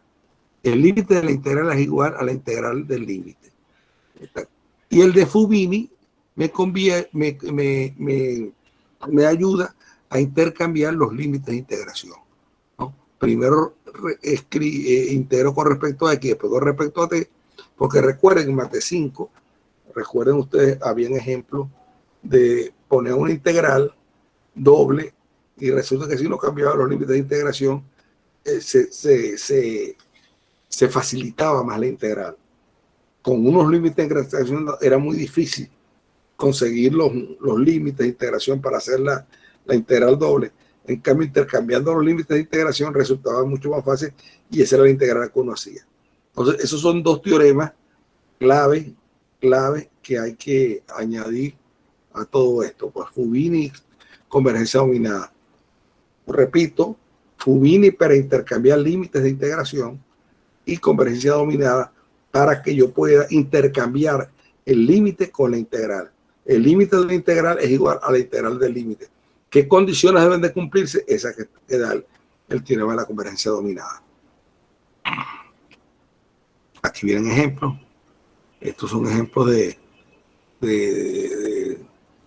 el ejemplo, por ejemplo, este que vimos ahorita. Este ejemplo que acabamos de ver. Otra manera de calcular es el siguiente. Tengo esto acá. Hago este cambio de variable. T igual a I sobre X. Haciendo ese cambio de variable tengo todo esto que está aquí. Entonces, aquí utilizo el teorema de Fubini. Aquí utilizo el teorema de Fubini. Estoy integrando primero con respecto a dt y después con respecto a dx. Entonces después dice teorema 1.27, intercambio el de dt con el de dx. Ahora integro con respecto a dx y después con respecto a esta. Al hacer esas integrales, llego a esto que estoy aquí. Llego a esto que estoy aquí. Y esa integral da esto que está, y que está con respecto a t. Y la raíz cuadrada es raíz de pi. Y cuadrado es igual a pi sobre 4, la raíz cuadrada es raíz de pi sobre 2, que es el resultado que obtuvimos anteriormente. El resultado que obtuvimos anteriormente. ¿No? Con el cambio de variable, fíjense, con el cambio de variable, t igual a i sobre x, igual sobre x, obtuvimos, fíjense, si ustedes lo ven, cuando lo hicimos anteriormente, fíjense, cuando lo hicimos anteriormente, de aquí, a ver, cuando lo hice anteriormente, mire, con el cambio de variables a coordenadas polares, el jacobiano, no sé, que fue un poquito más largo, pero lo que pasa es que aquí no conocíamos el teorema de Fubini. Cuando estuvimos aquí en la página 7, no conocíamos el teorema de Fubini. En cambio, conociendo el teorema de Fubini, ahora en la página esta que acabamos de ver, acá en la página 13, ya conocemos el teorema de Fubini y podemos intercambiar la de dx con la de dx, con la de la de t con la de dx, haciendo el cambio es mucho más rápido. Es mucho más rápido. Fíjense ustedes, es un buen ejercicio. En el primer caso utilizamos coordenadas polares y en este caso utilizamos un cambio de coordenadas de i de x, t igual a i a de x. Bien. El teorema de la convergencia dominada, opcional. El teorema de la convergencia dominada dice aquí opcional. El teorema de la convergencia dominada nos proporciona un caso en el que se puede intercambiar el límite con la integral impropia. Determinar las condiciones generales que permiten hacer tal intercambio conduce a la noción de convergencia uniforme de funciones, un concepto más exigente que la convergencia puntual de funciones. Entonces vamos aquí a la definición de convergencia uniforme, sea de un cierto conjunto y sea Fn una sucesión de funciones de D en C. Si para cada X que está en D, la sucesión de números Fn de X de n igual a 1 converge, entonces podemos definir una función en D como el límite f de x igual al límite cuando n tiende a infinito de Fn de X. Y se dice en este caso que Fn converge puntualmente a f en D. Si para cada X en D la serie numérica converge y denotamos como f igual a la serie numérica desde n igual a 1 infinito de Fn de X, entonces se dice que la función f es la suma de la serie. Ejemplos: sea Fn una sucesión definida como x cuadrado 1 más x cuadrado a la n. Entonces, la serie formada por esa sucesión va a ser la sumatoria de n igual a 0 infinito de fn de x, y eso va a ser la sumatoria de n igual a 0 infinito de x cuadrado sobre 1 más x cuadrado a la n. Eso es igual a f de x. Eso va a ser. Notemos que f de 0 y que notemos que f de 0 es 0. F de 0 es 0. Y que para x distinto de 0 la serie geométrica, fíjense ustedes, es una serie geométrica. La suma de una serie geométrica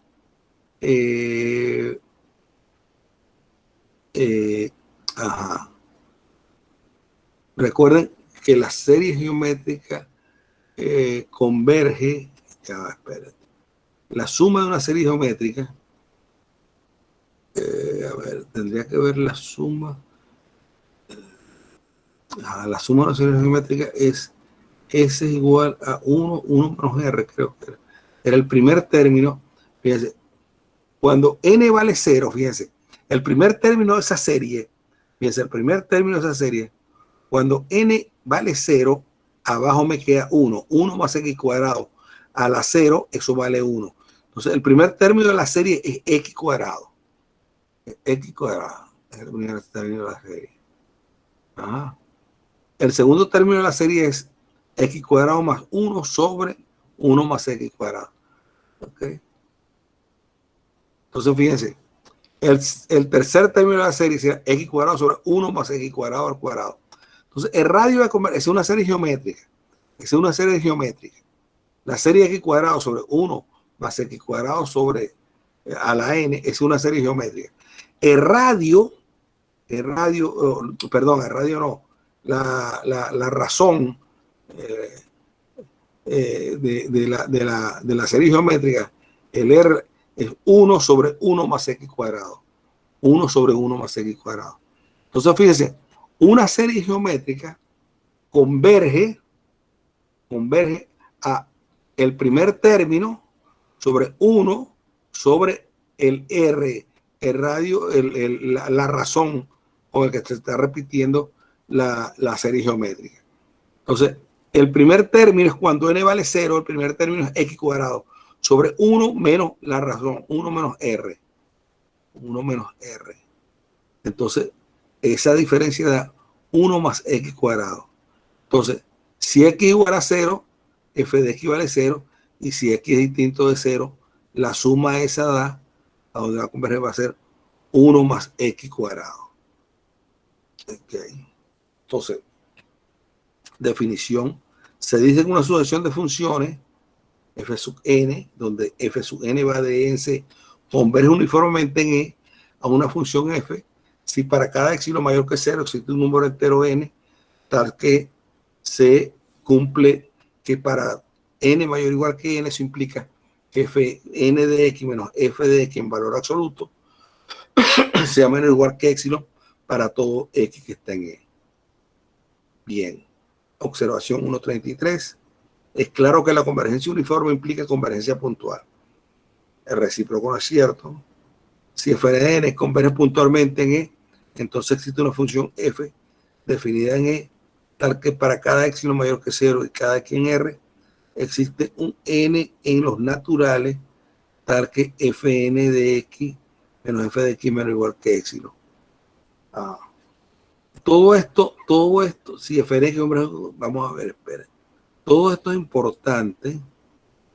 A ver, criterio Cauchy, criterio Dijkstra. Todo esto. Todo esto es importante, fíjense. Todos estos criterios, todo esto que está aquí. Ahí yo voy a poner va. Todo esto va a ser importante para cuando vaya, me está preparando para cuando vaya para series de Fourier. Sí, para cuando vaya para series de Fourier, ¿no? Si f converge puntualmente, entonces existe una función f definida en e, tal que para cada epsilon mayor que 0 y cada x que está en e, existe un n natural, tal que el valor absoluto de fn de x menos f de x menos igual que epsilon.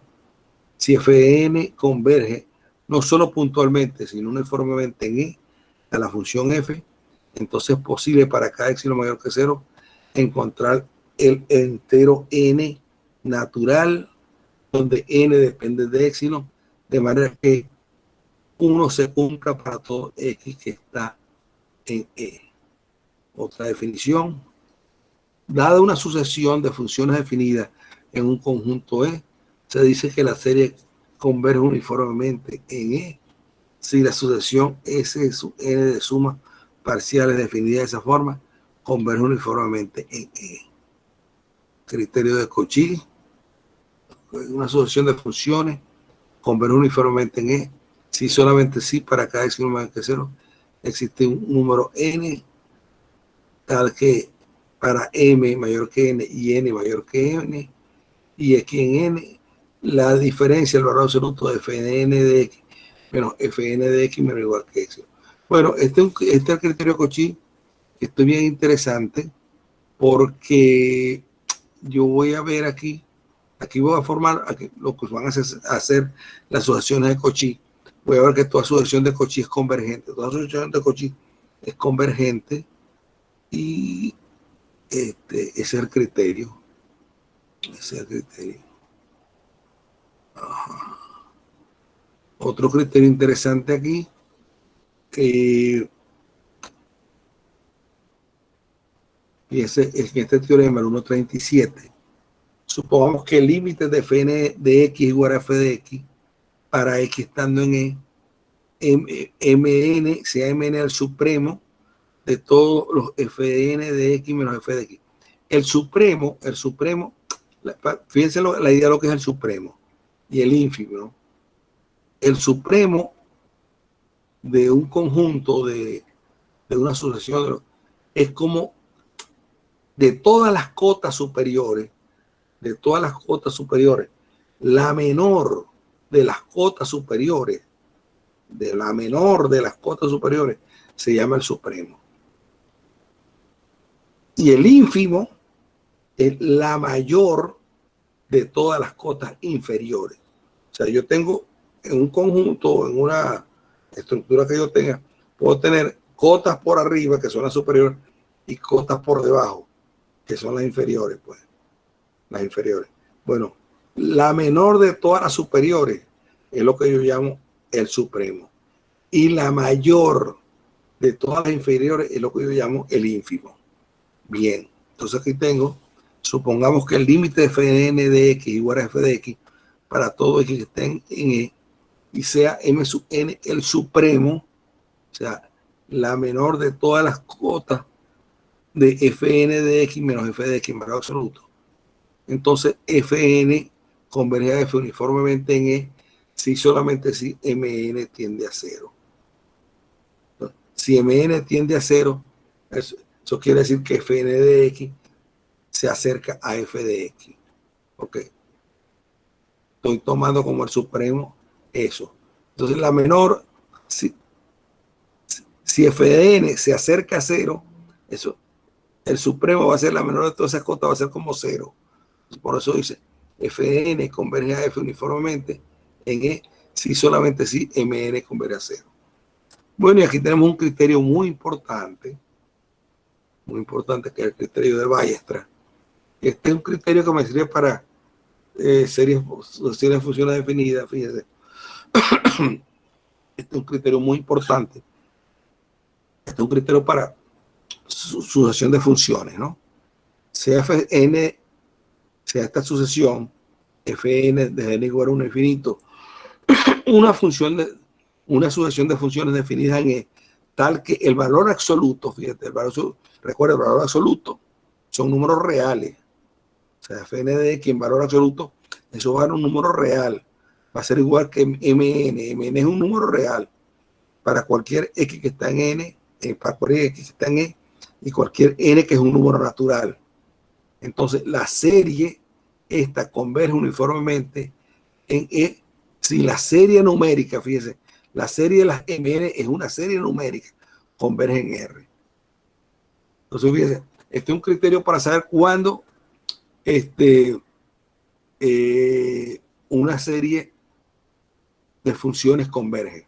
Entonces, la serie de funciones desde n igual a 1 infinito de fn de x converge si la serie numérica, fíjense, la serie numérica, la serie de las fn es una serie de funciones y la serie de las mn es una serie numérica, porque mn es menor o igual que el valor, es mayor o igual que el valor absoluto de esto. O sea, yo sé cómo la convergencia de las series numéricas, porque ahí tengo ya criterios para estudiar la convergencia de las series numéricas. Es un criterio muy interesante para ver cuándo, fíjense, este criterio relaciona la convergencia de una sucesión de funciones con la convergencia de una serie numérica. Esto se llama el M Weierstrass criterio, el criterio M de Weierstrass, porque la cota la escribe uno como M. Bien, aquí viene la prueba del teorema de Cauchy, del criterio de Cauchy. Bueno, y eso es pan comido. Bueno, es bastante por una primera clase así, pero yo les voy a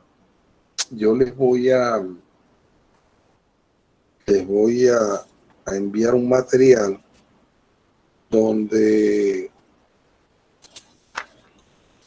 les aclare todo esto con algunos ejercicios.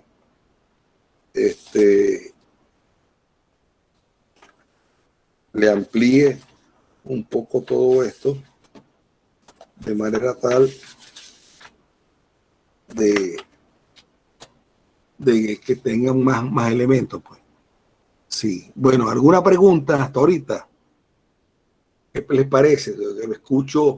Escucho comentarios.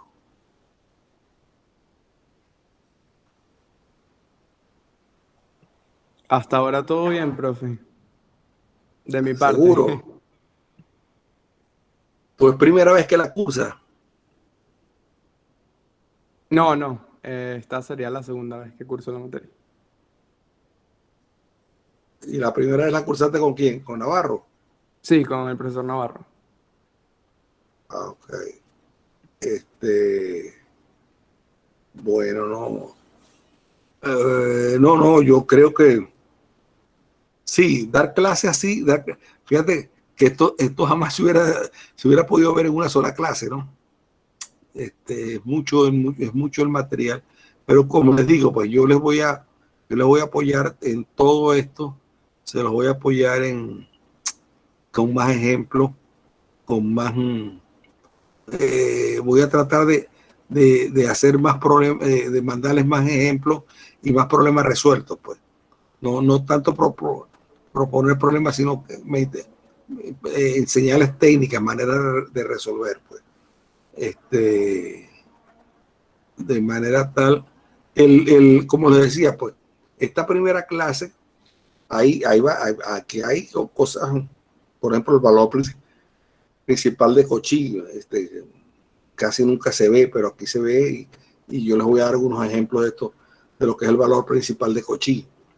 Les voy a dar con más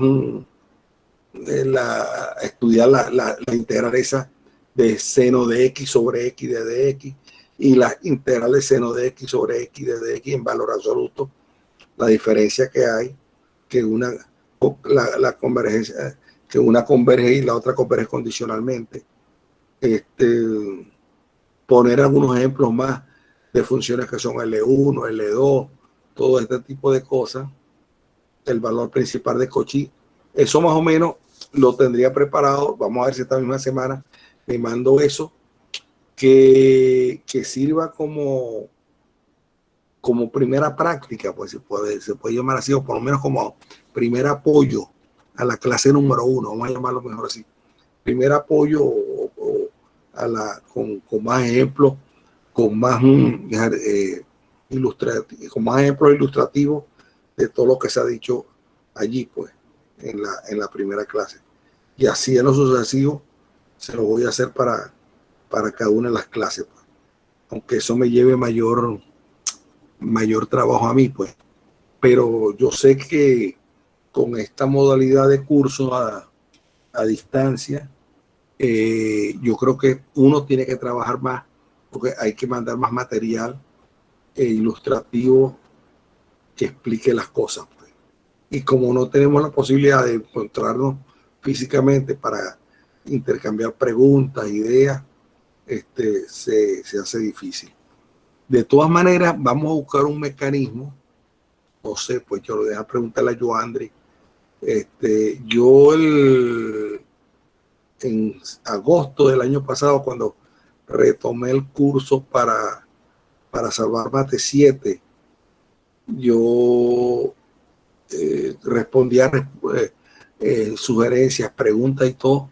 Me escribían por el correo, yo me mandaban las preguntas por el correo, yo las respondía en la medida de lo posible, las escribía, le tomaba una foto y se las mandaba no a la persona que me hacía la pregunta, sino se las mandaba a todo el curso, porque me parecía interesante la pregunta, no solamente que supiera la respuesta el estudiante que la hizo, sino compartirla con todos los estudiantes, pues. De manera que sí, hacemos eso esta vez también. Si ustedes tienen una duda o de algún problema, alguna pregunta que yo pueda resolverle y pueda orientarlo, ustedes me lo mandan al correo, la pregunta, la escribo, hago la respuesta o hago la manera como se hace, a la aclaratoria, y entonces le tomo una foto y se los mando a todos, pues, para que la tengan todos y no sea una inquietud de uno solo. Bueno, ¿alguna otra pregunta? ¿O alguna inquietud? ¿Les parece como en la forma tradicional con dos parciales? Hola, profe, ¿me escucha? ¿Me escucha? Ah, Ok, perfecto. sí. Profe, tengo una pregunta. ¿El primer parcial se mantiene para semana 6? Bueno, supongo que semana 6 o semana 7, de ahí no debe pasar. Okay. En el memorándum que me mandó el jefe de departamento, me dijo que para la semana octava,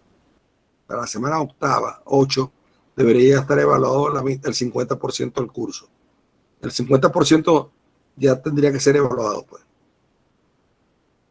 Entonces, vamos a ir pensando, digamos, por esta modalidad, podemos hacer el examen inclusive fuera de la hora de clase, pues. Podemos tomar otro día para el examen, o no importa, podemos tomar una hora de clase.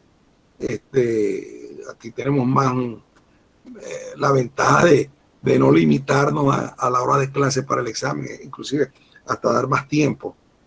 Pero sí, el memorando que emanó de ahí del departamento es tratar de tener ya para antes de la semana 8 el 50% del curso evaluado. Eso quiere decir que entre la semana 6 y 7 tenemos que haber tomado ya la mitad del 50%. No sé si responde a tu pregunta. Sí, muchas gracias. Sí. ¿Alguna otra pregunta?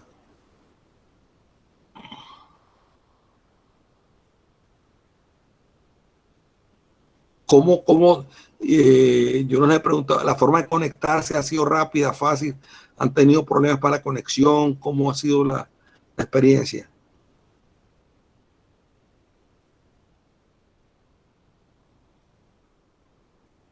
¿Se han podido conectar todos? Bueno, sí, o sea, yo lo escucho bien, no hay problema así como de estática o que se escuche entrecortado, yo lo escucho todo bien. Igualmente por aquí, Okay. profe. Lo escucho y también se ve perfecto todo. Ok, bueno. Lo que les recomiendo es que vayan leyendo previamente a cada clase el material, para cualquier duda, cualquier cosa me la hagan. Y yo, como les digo, yo les voy sobre cada clase las voy reforzando, se las voy a ir reforzando con más material pedagógico y didáctico que ilustre más ejemplos, más ejercicios, de manera tal de aclarar más las ideas a través de ese material que les voy mandando. Pues yo estoy tomando como base estas clases, aunque les puedo mandar más materiales, pero ya ustedes también son veteranos, pues ya saben, ahí ya debe tener, hay mucho material de Mate 6, de Mate 7, perdón, allí en el ambiente, pues, que con los compañeros que ya la han cursado, ustedes pueden también hablar y buscar esos materiales, pues. Pero como primera vez que damos clases de esta manera, bueno, yo me estoy apoyando en este material que existe y en algunas otras cosas, pues que yo puedo ir escribiendo y les pueda suministrando tomando fotos, tomando lo que sea. No sé, pues si alguno de ustedes tiene otra sugerencia de que los materiales lleguen más rápido o escanear todos los materiales. A mí me resulta no engorroso, sino tengo como a veces flojera de escanear y enviar, pero bueno, no me quedará otra, pues, sino tomarle aunque sea fotos ahí con el teléfono, algunas hojas y mandárselas vía Yoandri para que tengan, que es lo que voy a hacer. Pero si uno de ustedes tiene otra idea de hacer más rápido el envío de materiales o de escanearlo o lo que sea, yo les puedo dar mucho material para que se lo hagan llegar a todos los cursantes de la materia, pues.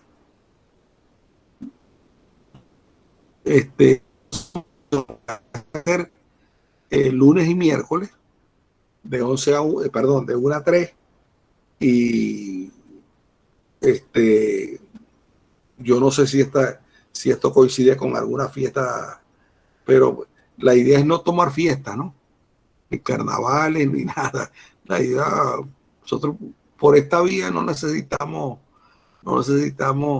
que si la semana de carnaval perdemos el lunes, o yo no sé qué fiestas caen es que este trimestre va del 18 de marzo, perdón, de enero, ¿hasta cuándo? ¿Tenemos fecha? Hasta el 16 de abril. 16 de abril, 18 a 16 de abril. Bueno, 18 de enero a 16 de abril. Bueno, yo no propongo que trabajemos como que si no tuviéramos ninguna fiesta, pues. Si cae carnaval, trabajamos ese lunes de carnaval. Ya miércoles no. Si cae Semana Santa, trabajamos ese lunes y trabajamos ese miércoles. Hacemos un ejercicio, lo que sea, o terminamos antes el curso, pues. También puede ser.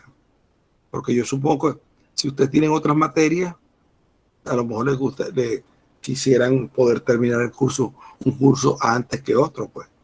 También les propongo esa posibilidad también. No sé qué opinan. Profe, también. Dígame.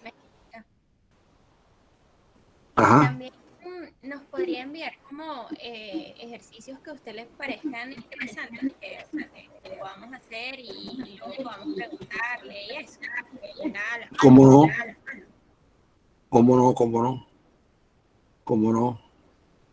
no? Sí, está bien. Sí. Yo les voy a mandar ejercicios ya hechos. Les voy a mandar problemas para que ustedes vean cómo se hacen las cosas. Y les puedo proponer otro que en base a ese ya hecho, ustedes puedan hacerlo.